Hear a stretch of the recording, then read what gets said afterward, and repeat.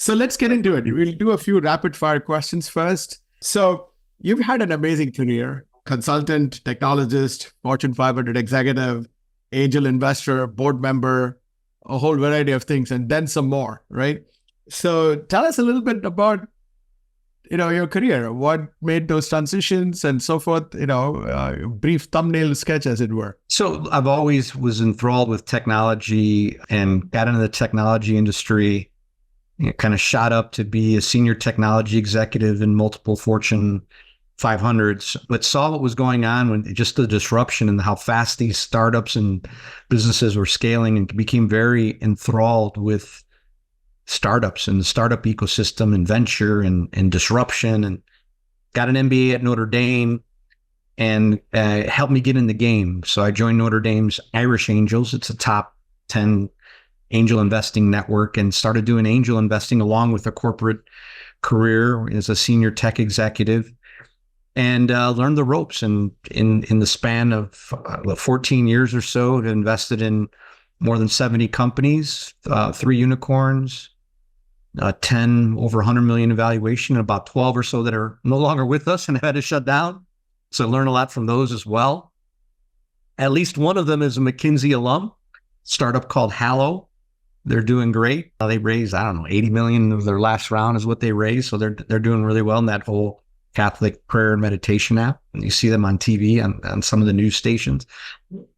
I also wrote a book on networking. That's maybe the last point is that I also wrote a book on networking. And whether you're investing or you're a startup or any of those, whether you're a senior tech executive, you're going to help your network is very important. So I wrote a book called Networking Excellence. It was a Amazon hot new bestseller. And yeah, that's a little bit about me. Tell us a little bit about Angeles Investors. So Angeles Investors' mission is to find, fund, and grow the most promising Hispanic and Latinx startups based here in the USA.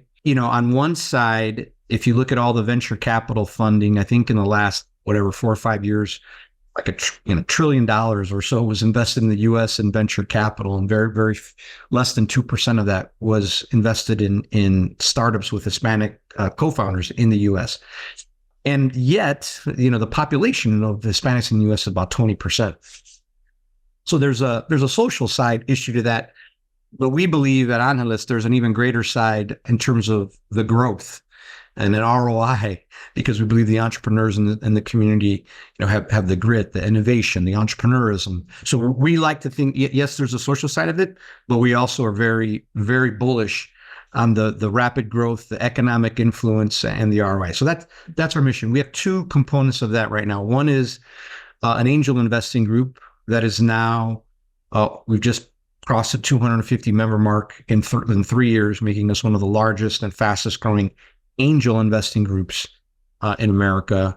We've invested in 23 companies, average check size 200,000, largest check size 1.6 million. So great, and 30 sponsors, some of the largest banks in the world, 2 of the top 4 technology companies in the world, and Google and Amazon are sponsors. So a lot of great sponsors for our angel group. So the one side is the angel group. We've recently launched a $20 to $35 million fund focused on B2B, B2C tech-enabled disruption at the seed stage. And that's going well. So, and then that's our mission. Those are the 2 vehicles. We'll have more vehicles, in the future. And our angel group, I forgot to mention, our angel, and we invest in really across stages, primarily in the seed Series A stage is where most of our investments occur. But our angel group will invest across all stages. Our fund is on the seed stage. What's your business case? Yeah, there's a couple different areas of value and business case. One is, if you look at our members, right, these are 250 of some of the top senior executives in America. And it's a market that's not traditionally been in the kind of the wealth management area, right? In general, we don't have multifamily wealth. So we're breaking into this, what is a great kind of private banking and wealth client group for them, right? So that's very attractive to them in terms of our members. The other thing that they find attractive is the community of portfolio companies that we have, right? Either the companies that we currently have that they can potentially bank with them, but also the pipeline of companies that we look at lots of deals. There's some that we don't get, but we also have a community there. So I'd call it the the companies that we partner with to bank with. The third area is we in addition, we have a large, call it just community and following and those who are supporting us, right? So we just today crossed 10,000 followers on LinkedIn in just 3 years, right? So there's a lot of community that our sponsors or these banks get access to for all various services that they apply. And then maybe, the fourth could be different relationships with different opportunities to get our community, right? That has, we're pretty connected within the United States Hispanic community.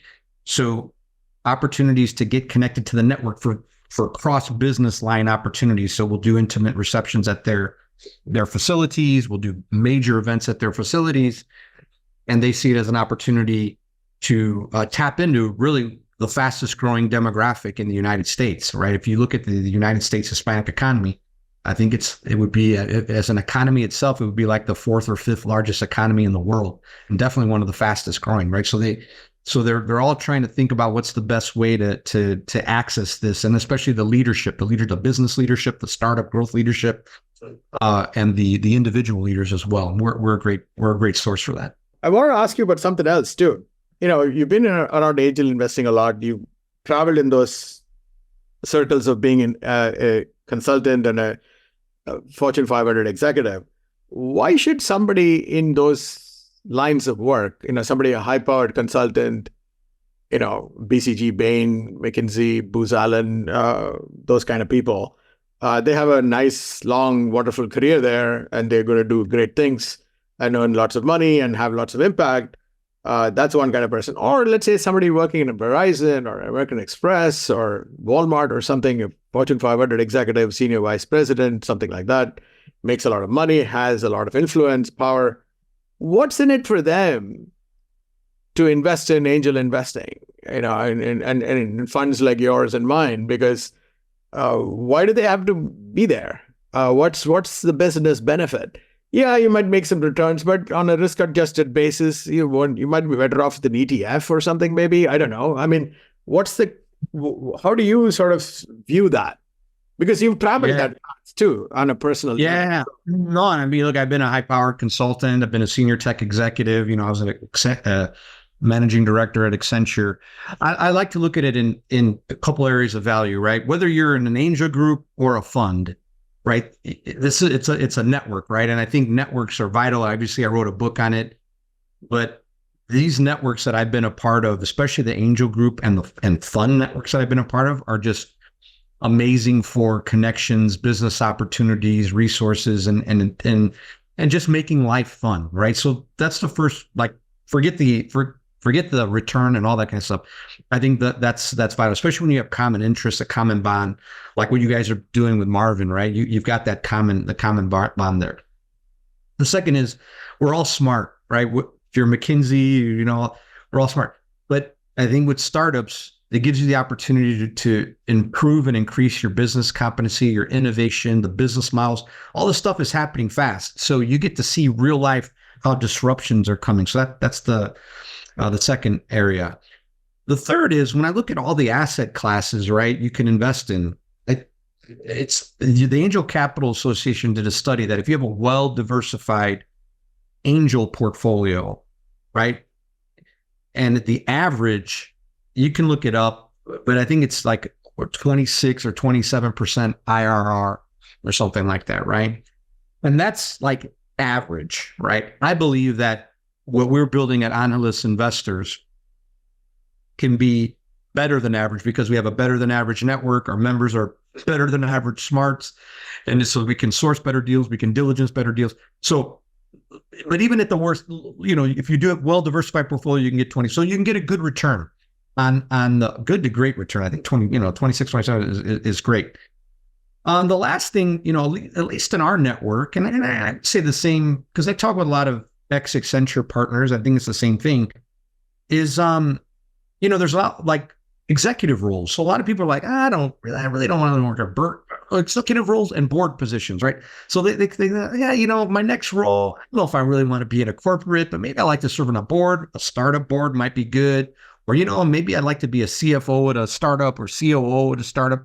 So it gives you optionality for different roles. And all of that is, all that wrapped together, it's fun and what makes life exciting. And look, and as it relates to the Marvin and Marvin Fund, look, I'm very bullish on the angel community that you guys are building. I'm very bullish on the fund, right? I'm a proud LP in the fund and look forward to, being a part of that. And I believe, and look, and I've invested in McKinsey alumni with startups, and they're rock stars. And I believe that it's a nice untapped, market that you guys are going after, and very bullish on what you guys are building and the experience that both of you have in the startup area. So